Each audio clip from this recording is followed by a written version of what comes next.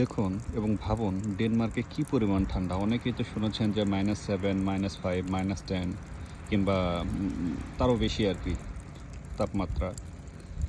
তাপমাত্রা মাইনাসে গেলে কী পরিণত হতে পারে একটু দেখেন। দেখেন এখানে একটা বাইরে একটা ট্যাপ দেওয়া আছে, জাস্ট এই যে গাছপালায় পানি দেওয়ার জন্য, মাঠে পানি দেওয়ার জন্য।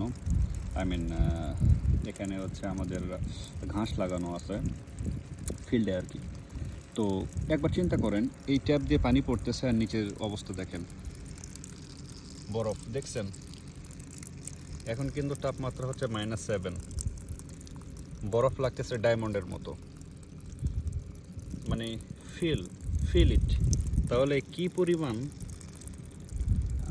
আমরা ফিল করতেছি ঠান্ডা, একবার ভাবুন। অনেকেই এটা জেনেছেন যে আসলে -5, -7, -10, বাট মাইনাসে থাকলে যে কি পরিমাণ পরিস্থিতি হইতে পারে দেখেন।